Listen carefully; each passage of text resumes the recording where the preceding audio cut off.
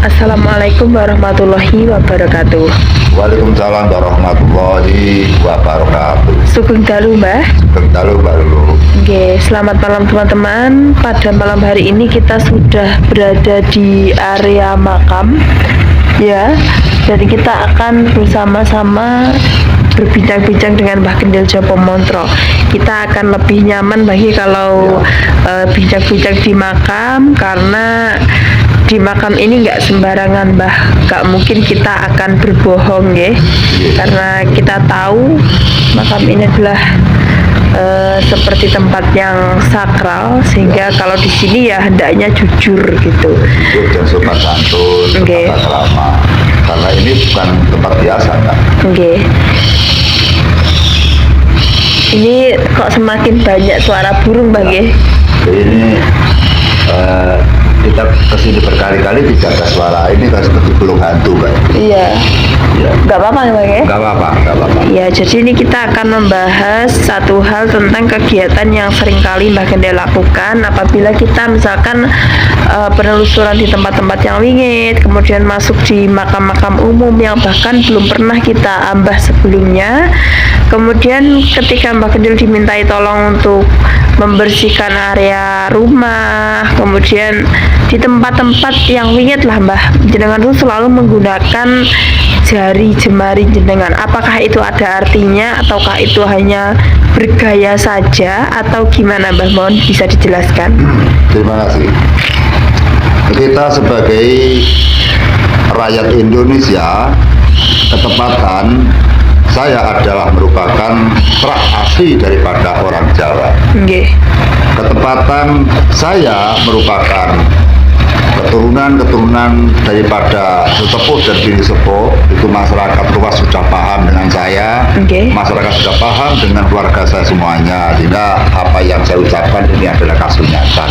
Dari nenek moyang saya, mbah-mbah saya, mereka memang menekuni dan mempercayai, atau mereka menyenangi kepada adat istiadat kebudayaan daripada orang Jawa, terutama tradisi-tradisi yang telah ditanamkan oleh nenek moyang kita, yang mana nenek moyang kita juga memperlakukan atau menjalani dengan budi pekerti yang baik, masyarakat yang baik, berperilaku yang baik, berbahasa yang baik, berbaik kepada siapapun dan menghormati kepada siapapun.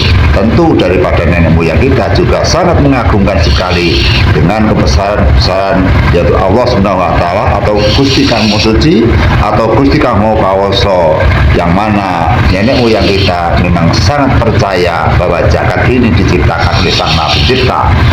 Sehingga di dalam adat istiadat Jawa itu kita tidak bisa melepaskan dari yang namanya tradisi, yang namanya ritual, sehingga itu lengket kelet kepada kebudayaan tradisi adat orang-orang Jawa.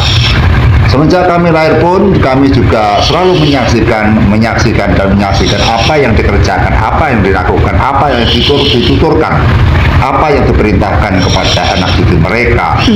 Mereka hanya bilang berbuat baiklah pada orang, dan semua daripada anak cucu saya harus menjalankan kebenaran dan kejujuran serta berbudi luhur kepada siapapun. Itu wejangan-wejangan daripada nenek moyang kita.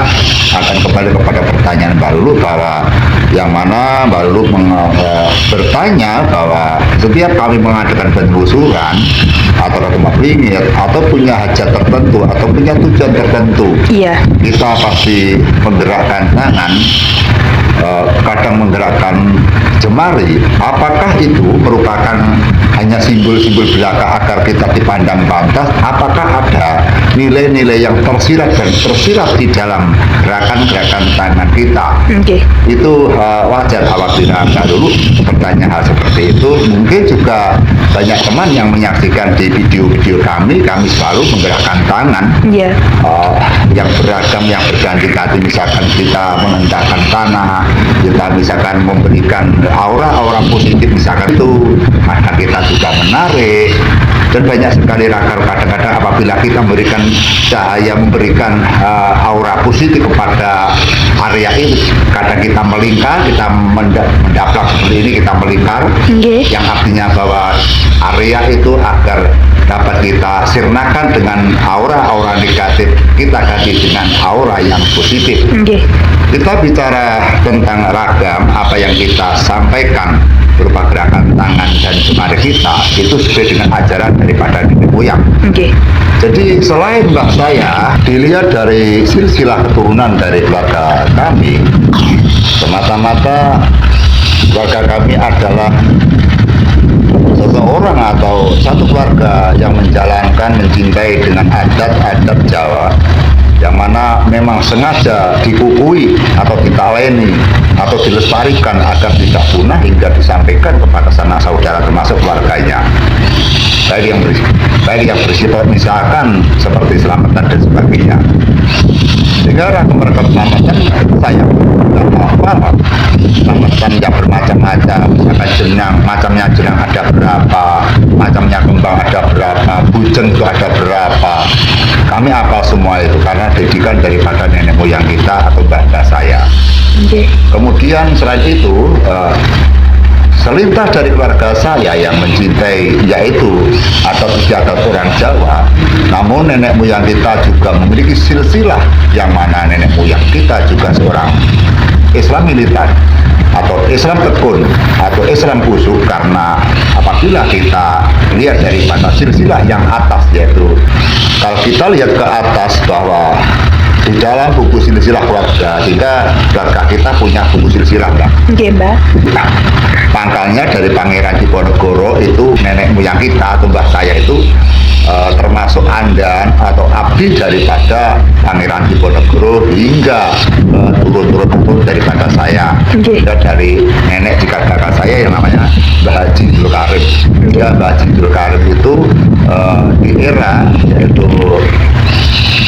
Pangeran Diponegoro, mereka sudah menjalankan agama yang benar-benar matang, menjalankan syariat Islam, menjalankan ajaran Nabi, menjalankan ajarannya Rasulullah. Nggih. Sehingga maka dikatakan Haji Abdul Karim, yang mana dari empu-empu saya atau nenek moyang saya sudah menjalankan naik haji, hingga kepada terah-terah ke bawah termasuk dari keluarga kita juga banyak sekali yang sudah naik haji.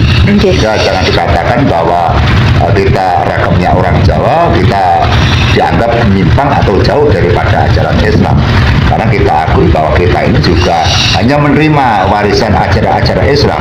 Jadi kita lahir sudah diagamakan Islam, kemudian kita lahir sudah melihat saudara kita sudah bersolat, kita hanya cuma menirukan dan menerima ajaran-ajaran daripada keluarga kita.